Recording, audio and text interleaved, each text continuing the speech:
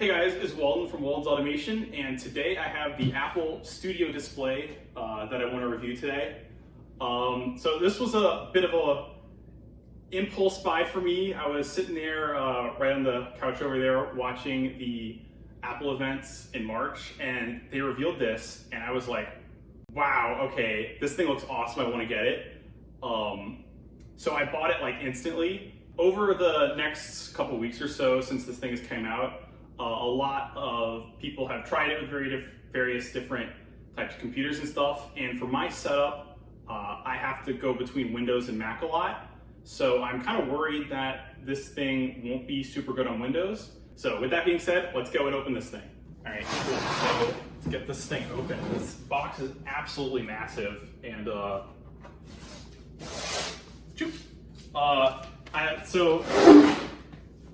you know, the UPS driver was an absolute champ because there was literally like a flash flood warning going on while this box came in. So like, you know, he actually delivered this thing in the pouring rain. Kind of incredible. Oh my God. And you can like feel like the new product Apple smell too. Like this is like literally cardboard engineering, dude. Okay, so here it is. Gotta be very careful. Oh. Wow, it is actually like ridiculously heavy. Yeah, studio display. See if there's anything else in the box before. Oh yeah, right here. Right here we've got the, I guess like Apple information box. Oh, this is the Thunderbolt cable. Yeah, this is a 1 meter Thunderbolt cable. Yeah, if you get the 2 meter Thunderbolt cable from Apple, it's like 150 bucks. So this 1 meter one is very nice for them to include. I think that might be it for the box. I mean, like, you really don't want this thing to break in packaging. Yeah, and because there may be a return for this in my future, I really want to make sure I don't mess up all this stuff. All right, how do we get this off? It's a bit of an adhesive here. Like I said, I'm trying to not like rip this too bad. Okay. Yeah, this is coming off just fine. Okay. And here we go. And there's more paper. More paper. Beautiful Helvetica. Whoa. Oh my God. Absolutely pitch black. I also didn't realize when I bought it that it didn't have a power button, which, I don't know, I like my power button on my Dell display. So I guess now I should start talking about what my setup actually is right now. So I have a Dell ultra-wide 34-inch display, and this is a 27-inch. So I'm actually going to be losing a bit of real estate in terms of like size. So my computer is probably going to go out to about here. Of course, this has way more resolution. This is 5K. So I'm getting back some like quality, but again, I don't know if the trade-off of better quality is gonna like be enough to offset how much space I'm losing, because I really make use of the ultra wide. I really want to get this off. Let's see. There we go. Okay. You can see that. This is the power cable. It's actually a beautiful power cable, I'm not gonna lie. It's kind of braided. Okay, yeah, I mean, that's literally it. And then we've got the Thunderbolt cable, which I will remove. So 4 USB-C ports, one of them being Thunderbolt, and the Thunderbolt is the downstream one, send the display input to. The other 3 are USB-C out, so you could plug in keyboards, mice, whatever you want into those ports, but you can't put display in. So it's gonna be interesting to see whether I get all of my peripherals going through or not, because I've got my audio interface and like mice and keyboard that I actually reroute to different computers with my KVM switch. So it'll make some more sense when we go into the office setup and I'll show you how it's working. All right, so we're gonna go into my office. Yeah, so this is like my current setup right now. And you can see kind of my dilemma here. This is my work laptop, my Mac, and my PC. And actually, let's go into standing desk so I can show you a bit better. Really, the big thing is my KVM switch. So KVM, I don't remember what it stands for. It's something like keyboard and mouse switcher. But basically, it gives me USB inputs and display inputs for 2 different computers. And then I can put them out to my monitor. And using this button right here, I can switch between the 2 displays. And here I've got my MacBook. I actually use 2 different mice. So this is my Logitech G502 is my gaming mouse, quote unquote. And this is my like MX Master work mouse. And what I would do typically is like I can just sit here and type away and then use my handy remote. Bam, give it a second. And the inputs internally in that box swap. And now I get this picture on this display and then, oh, there we go, yeah. I wasn't clicked on it. So, yep. And this also works with my work laptop. So in terms of the studio display, if I was going to use this KVM system, I would have to have a HDMI out from here into the studio display. And what that means is all the extra features around the like laptop charging and like the webcam and all that like extra macOS stuff, since it's going through that external box, it's not gonna get all those features. We're gonna see how that works. I'm not entirely sure. I know my setup's very weird in this video is about like my setup, but yeah, I wanna try it. So we're gonna take down this whole set, put the studio display in and see how things go. All right, we've got it set up. Let's see how this goes, I don't know. Click. Come on. It should power the laptop. Okay, maybe I didn't plug it in the right slot. No, I did. It should be Thunderbolt. Let's see. Do I have to open it? Oh, there we go. Wow. So this keyboard isn't attached anymore because it's connected to here, and I just connected it directly. So let's see if I can get that fixed. Like, this is just going to be a whole f***ing adventure trying to get every little detail working again, and I really don't think it's going to be possible. And then now my keyboard should be working. It feels a little blurry to me. Yeah, what the hell? It's 1900. I don't know, I guess we'll restart. Okay, that's pretty weird. Hopefully that'll just go away. Oh yeah, this is good. This is good. Perfect. So here you can see the 2x retina resolution, 2560 by 1440. If I go 5120 by 2880, we're gonna get everything just like blown back out like that. So this is 1-to-1 exactly how the screen looks. So all I had to do is restart my computer and there we go. Yeah, let's check out one of my videos. I have a short little video I want to do. Wow. For the subtle difference between it's looking really good. The exit commands. This is looking magnificent. And he used the if you activate the speakers are pretty good too. It's going to call the message box. Much better than what were on my previous Dell display because they did have built-in speakers as well. Okay, yeah, so with that is like the absolute best case scenario for this monitor. So let's check out what it looks like on Windows. All right, wow, so I've got my main desktop plugged into it, and it just looks so crisp. Now, what's unbelievable about this is like, this is actually just 4K. Oh, and my keyboard doesn't work. This is just 4K.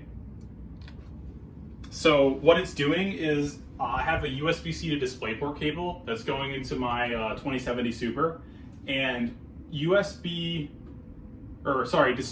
has a maximum of 4K 60 FPS. So it's actually transmitting a 4K signal to this display, and then the A13 Bionic chip, which is like literally an iPhone chip inside this, is upscaling it to 5K. So let me get my keyboard plugged into this and I'll be right back.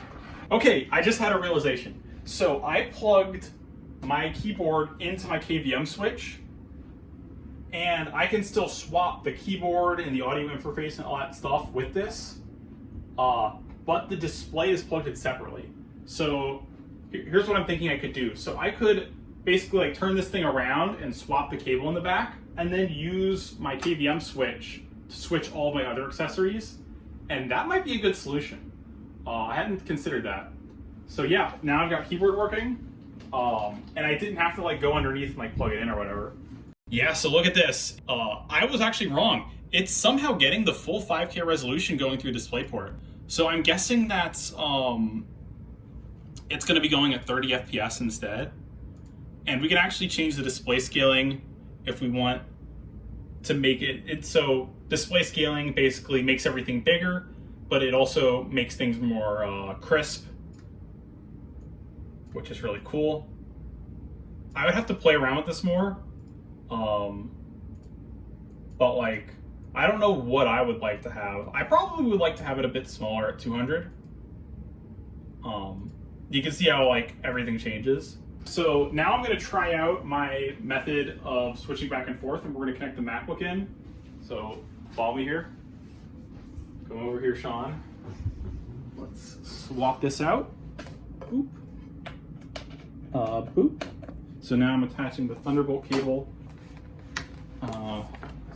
Also was trying my work laptop.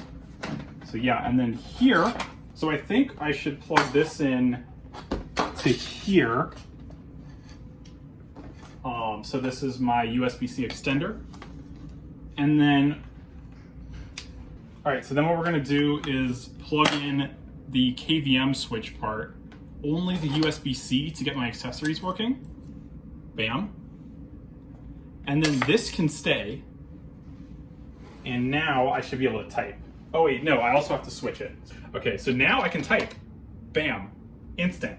And then if I want to go back, hit the button, pull out the Thunderbolt, put back in the DisplayPort, turn it back around. How quick is this? Like that. Wow, that's way better than I was ever expecting. And then, oop, I can instantly go ahead and start typing again. Use my Vim. That's pretty compelling, not gonna lie. I thought I would have to abandon this, but no, I can actually use it like auxiliarily. Very interesting, very interesting. Yeah, and then what's awesome is that my audio interface also is going through the KVM switch, so I'll get my full audio anywhere I want it to. Yeah, and then what's gonna be left is actually with using the Thunderbolt cable and then this USB-C extension for my work laptop, I should also be able to get all of that data to come through. So, this is looking pretty interesting. Yeah, I think for me at this point, it's gonna be like, how is it actually like to live on a only 16:9 monitor? So we're gonna have to see how that goes. All right, guys, so it's been about a week since the last clip we saw, and I've been using the Studio Display the whole time in my setup, and I have decided I will return this thing. Okay, so a couple things have been happening. Probably the weirdest thing, which I'm going to show right now, hopefully a little slowed down because of how flashy it is, but sometimes when I would plug this into Windows, actually specifically my desktop, I would get this like flickering, flashing effect, and this happened like, I don't know, like 5 or 6 times throughout the week, and it even happened this morning. So I don't know, I mean, obviously this thing is designed for a Mac, and this is a pretty weird experience with Windows. But yeah, I mean, my old monitor didn't do that. Like, I'm not gonna put up with that, you know.